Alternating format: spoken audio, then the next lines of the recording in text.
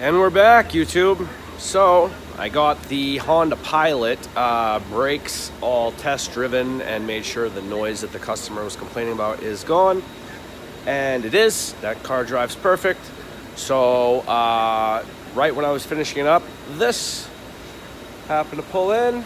Another regular customer, but happens to be an Acura. It's like -6 degrees midway through the day here, and we have a hardware store slash country market kind of across the street. The customer called me from across the street and said that she limped it that far and she wasn't sure it was even going to make it across the street over to the garage, but it needed to be looked at today, and she was calling AAA. So fortunately, I was headed over there on the test drive just to kind of peek at it in the country market parking lot. And I witnessed it pull out and pull in here. So I was pretty happy to see it made it this far. I got it inside into the warmth, and we're gonna find out what's going on with it. I've got a check engine light right bright in my face.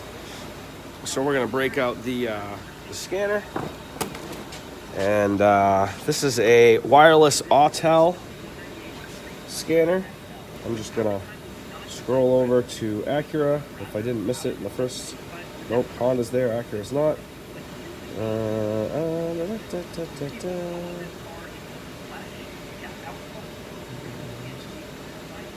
I'm pretty sure, oh, there it is right there. Acura. Whoop. Even my computer's cold today. Standalone diagnostics, click OK.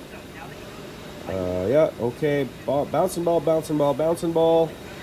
While that's thinking, automatic selection, this thing will read the VIN once I plug this thing into the OBD2 port. Nice frozen ice water for you. Let's see here. Port located nearest the edge of the door.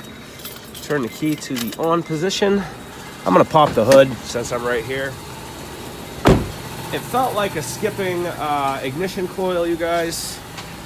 Right here, we're waiting for this X to turn green. There it is. I can hit the read button now. It will read the VIN. As long as the car's new enough, and this one really should be.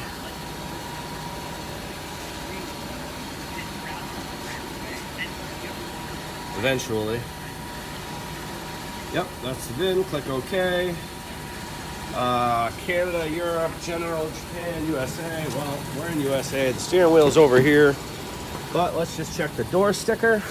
Manufactured in Japan by Honda Motor Corporation. Vehicle conforms to all applicable federal motor and safety regulations. Federal's us. Manufactured in Japan, so it's a true JDM. So this is a scenario where I don't know whether to pick Japan or USA. It's built in Japan, it's built for us. I'm gonna go with us for now.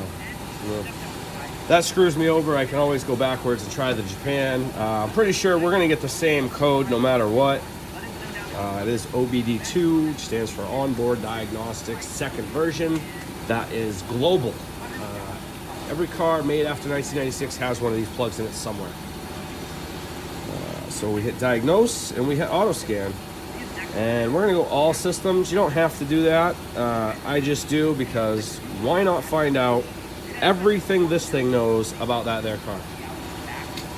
So as you can see, it's just sort of auto scanning. Once it scans, I'll get back to it. Ooh, 9 engine management faults. That should be, that should lead me right to the problem. So we're under the hood now. K24A2. That's ironic, huh? Being as how I just happen to have one of those right there. That'll be good news. However, I let this thing auto scan, and like I was saying, we might as well know what the computer knows. So these are all of the monitors the computer came up with as far as with faults. And if you look at this side, I have a ton of engine management faults, nothing in the transmission. I have 2 ABS faults, an airbag, airbag. TPMS is tire pressure monitoring system. Got 7 faults there. That's not uncommon. It's freezing here, so tires go low. A lot of people don't know, you actually lose, it doesn't actually go anywhere, but if you set your air pressure in your tires at 32 in 80-degree weather, if you end up in 0-degree weather, you will be 8 pounds light. For every 10 degrees that drops, you lose a pound of air. It doesn't actually go anywhere. That same tire rolled back into 80-degree climate after a little while, will read 32 again. Ambient temperature. At any rate, we'll open up the engine management codes together, find out what those guys say. Eventually. Or check out what YouTube recommends you watch next. Oh, if you haven't yet, subscribe to either way. As always, that ideal lifestyle. The key's still on. Lights are still glowing. So there we go. Read codes. That's what we want to do. And what do we got?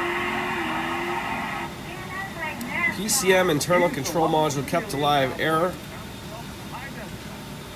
Internal control. This is cylinder 2 misfire. That's basically what I'm feeling. The rest of these codes are very fluky. I'm going to call them fluky codes. Alternator B circuit, low voltage. Almost like maybe she declined to mention that she had to have it jump started. So I'm going to check the battery voltage, because most of these weird codes, PCM ignition off, internal timer malfunction, processor malfunction, bus malfunction, that can all be controlled by voltage. The only 2 codes that I see that cause a running condition here are these guys here, unless the PCM has a serious problem, which, I mean, come on, you guys, this is an Acura. Honda Pro. I'm not going to say that it's not a possibility that the PCM's no good, but it's super unlikely. It's a lot more likely that battery is suspect.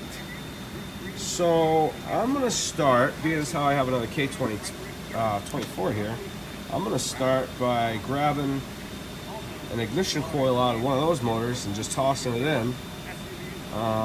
You know, maybe not. Maybe I'll check the live data real quick. I'll start the car and I'll watch the misfire monitor and just confirm what that thing just told us. So if I scroll down, I should be able to find an area where it says, you know, cylinder 1, cylinder 2, etc. Here we go. Cylinder 1, total misfire. Cylinder 2, etc., etc. So now I'm going to start the car, and I'm going to let that thing log a little bit of just OBD2 data. And just right there, that thing turned over pretty slow, and we're in the heated garage. Not to mention, I just brought it in. The battery is sounding more and more suspect, and here we are. I don't know if you can see that, but I've got 0, 0, 0. But on cylinder 2 misfire, I've got a count of 90, and then it just goes back and repeats. So this thing is logging like a 60-second data loop or something to that effect. Not even 60, because that was like 15 seconds. And then it just repeats. If that was just to continue, you'd end up with numbers like what this guy is up here, and that's going to keep accruing. So we're watching cylinder number 2 misfire. That could be caused by a few things. That could be caused by a bad fuel injector. It could be caused by a bad ignition coil. It could be caused by just a spark plug. Maybe the rings are bad. In that scenario, you would see smoke. And I don't see any smoke. The most likely scenario is the ignition coil started to malfunction. Again, it's freezing and these things can crack. So I'm gonna take cylinder 2. Pull this black cover here, and then second coil in from the belt. So cylinder 2, I'm gonna pull that coil, and I'm simply gonna swap it with one that I've got. That's the nice thing about kind of specializing in something. I work on everything, of course. I prefer to work on Hondas, and when I get a Honda in here from a customer, I can use the parts that I have lying around for my own cars to diagnose the problem. So this is the quick, easy tool I use to check the battery's condition. Now, this tool specifically will test the cold cranking amps of love this battery. This is a Honda 51R series battery. You just simply connect red to red, black to black, and it turns on. You can adjust this 500 setting, but we're just going to test it at 500, and it'll just tell us what it is. And you know, based on the sticker, based on knowledge, you'll know if that's okay. Now 435. I just had this car running. That's the cold cranking amps, not just the cranking amps. So realistically, in here, in 62 degrees, that's kind of low. I know it says it's okay.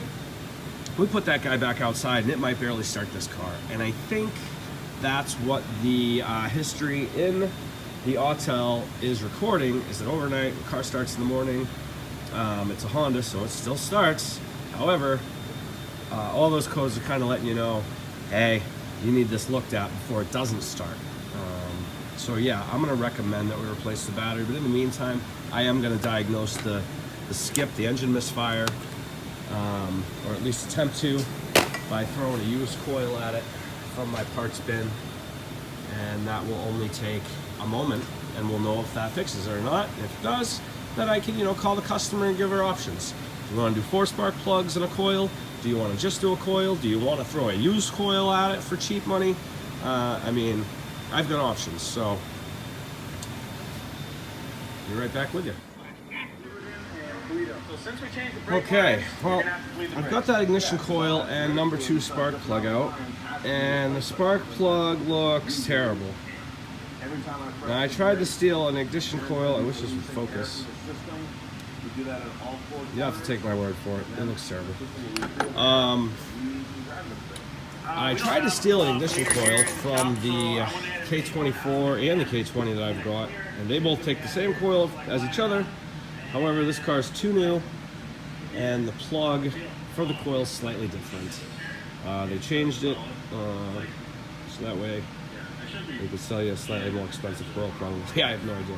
So, but these are the other 3 spark plugs. Since I went that deep, I said, you know, that spark plug looks terrible. I'm going to go ahead and pull the other 3. These also look terrible, but weren't misfiring. I'm going to give the customer the option to put those back in or to replace them. But in the meantime, I'm going to get them here, as well as the new ignition coil. Now, they tell me the new ignition coil is not going to be available until tomorrow. Seems kind of crazy to me, but whatever. It's just a Honda ignition coil. In the meantime, I'm going to take you to a couple of different quick things. So this is a coat rack that my girlfriend made. She is a certified welder. Look at those welds.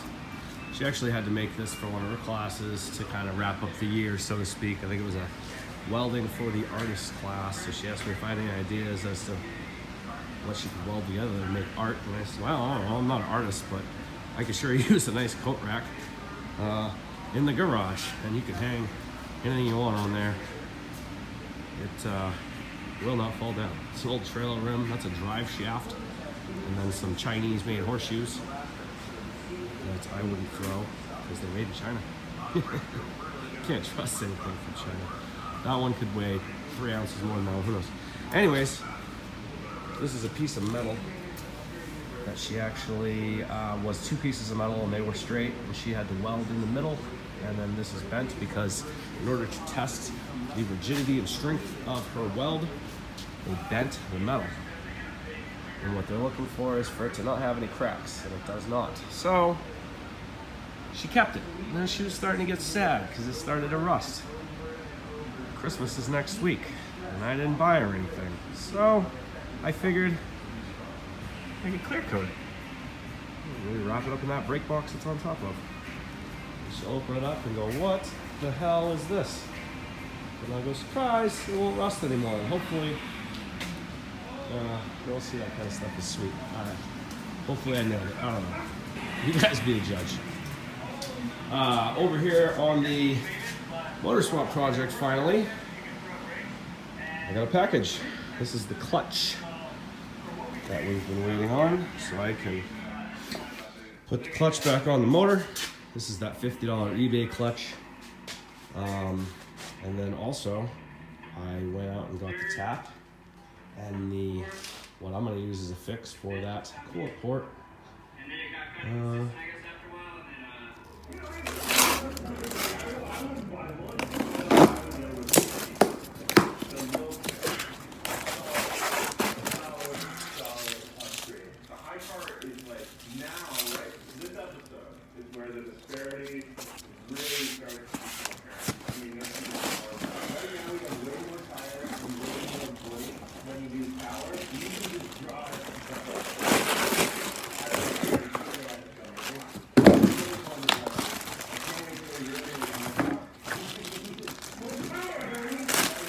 So here is the new clutch disc.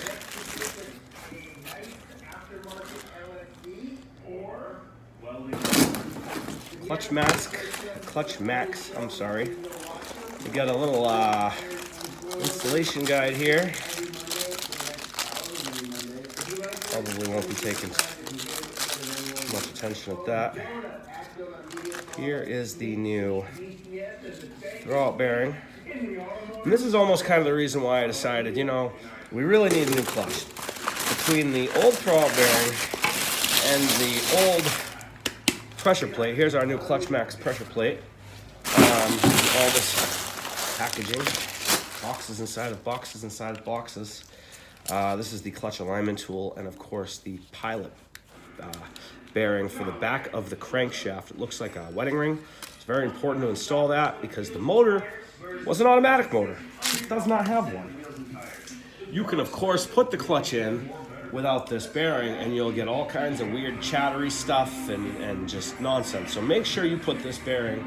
It presses into the back of the crankshaft. When I say presses in, it whacks in with a hammer with something over it the same size as it. All right, be careful with it. Don't dent it, don't chip it, but it really does just kind of push in with a hammer. So this is the new throwout bearing, and it's nice and quiet. And I just want to show you the grooves here. I don't know if you can see that, but there are grooves here on the old pressure plate where the throwout bearing was resting, and then the actual throwout bearing itself, super noisy. So that noise is what pressed the pause button and caused us to order that kit there. I'm gonna go ahead and put all that together. Get the transmission put back on the motor. I'd like to get the motor back in the car before I go ahead and start on with the tap. This is a 1/2-inch tap, pipe thread tap for the hole. I know what you're saying. Boy, that hole looked bigger than 1/2 inch. It did to me too. But look at that. That's gonna cut threads in there. Nice. I'm gonna put some grease for never seize on this guy so the threads and all the metal shavings stay in the tool. And we're just gonna thread that in probably 1/2 inch or so, you know, about the depth of this casting. And then I have a piece of pipe I can thread in there, and we're gonna connect the pipe to that. All right, so here I've got the flywheel torqued down onto the crankshaft, and also, I don't know if you can see in there, I've got that bearing installed with some grease. And this tool here is what I'm going to use to give the flywheel a non-directional finish. I've already kind of started. You can see that I wore out an old pad real quick, just kind of giving it a light first touch. Now I changed my pad, and I'm going to give it a good non-directional finish, and I'll show you how I do that. Now, the correct way to do this is to either replace the flywheel with the OE recommended, or like a lightened 10-pound one, like a Type R, copycat one, Chinese one or something. But we were trying to do this on the cheap. So if you go on eBay, that's a $50 clutch, Clutch Max clutch. I've used these before. They work pretty good. They're kind of more like a factory clutch than a performance clutch, but for now, that's all we're really trying to do is get this thing on the road. So better than the actual factory clutch that was completely wiped out after, I think, 200,000 miles or so, whatever's on the car, I don't even know. So yeah, I'm gonna go ahead and give this a good finish, and then I'll install the clutch onto the back of the motor. You know, kind of want to do a kind of small circle and just kind of take away the shine. Now I could have sent this flywheel out to get resurfaced, which would guarantee its fluency as far as being flat. I don't really worry that much about it being flat. I don't think that this thing took on so much heat from the previous owner. I drove the car, it didn't shatter. It did make that throwout bearing noise, and I kind of remembered that after I spun the bearing with it off the car. But this flywheel is the $100 difference between the clutch kit with flywheel and the clutch kit without, and that's still the cheapest, basically cheapest possible answer. So I chose to save the $100. And there you go. Save the $100. Give that thing a quick non-directional finish. And the new clutch plate should mate right to that finish, no problem. And the car will be drivable. Is it the best answer for optimal power to the ground? No. Is it the best answer for performance? No. It's the cheapest answer. Yeah. So that's what we're trying to do. We're gonna tally up the numbers on this car when all is said and done, and you're gonna see just how cheap that this car gets back on the road. And we'll probably take to the drag strip and see what kind of quarter-mile time it puts down, naturally aspirated. I do have some drag slicks here that we can toss on it when that time comes, and make sure we're getting all the power that thing's making to the ground, or at least as much as possible. It should be fun. And then after that, maybe we'll turbo it. I mean, who knows? The sky's the limit. Maybe we sell it. Maybe we move on to another project. That's the great thing about Hondas, you guys, is once you get involved in this, you really never know where it's going to take you. It might take you in the direction of an S2000. It might take you in the direction of an old Acura. Who knows? It's really no idea. At any rate, I'm going to get back to work and stop babbling and get this clutch mounted on that motor. All right, I've got the clutch installed on the back of the engine, still on the little engine pallet. And I've got the throwout bearing installed in there. Now the new throwout bearing came with kind of a plastic sleeve, urethane. So whenever you see that, they don't actually want any lubricant on the metal. Lubricant gums up the plastic. So just clean the metal to the best of your ability. Nice and quiet. And while I got you here, this is the K20 5-speed transmission from the ep3.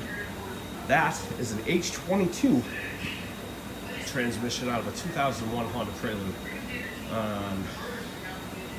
Let's back up a little bit. See the bell housings? Very similar. This will be important for later. This is the clutch I just removed from the back of the K20.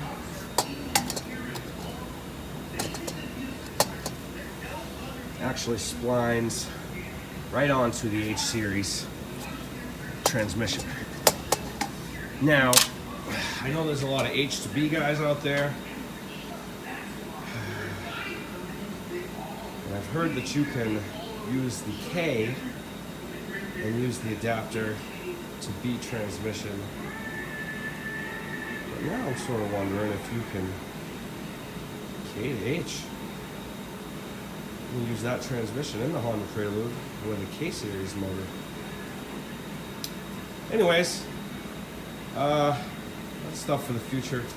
Maybe more research will be done, but wouldn't that be kind of cool to have a K-Series 2001 Honda Prelude? I don't know what I do with all these H-Series parts though.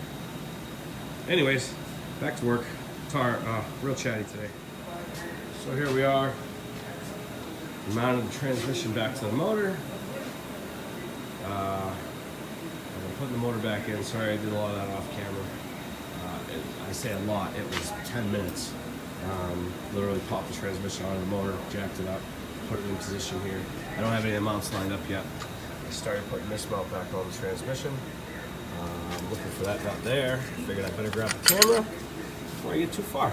So, I do not have the manifold on the back side. I'm going to do that later. I don't have the manifold on the front side. I'm going to do that later. I really wanted the motor in here because this is the level to which I'm comfortable working at for drilling that hole, tapping it and whatnot. So, but in the meantime, I checked the mail and I thought, boy, the clutch showed up a day early. Wouldn't it be cool if the CRV motor mount showed up a day early? So here it is. I'm about to open this package. I checked the mailbox and lo and behold, big chunk of metal in this package for sure. And, there's the part number there. Made in Japan.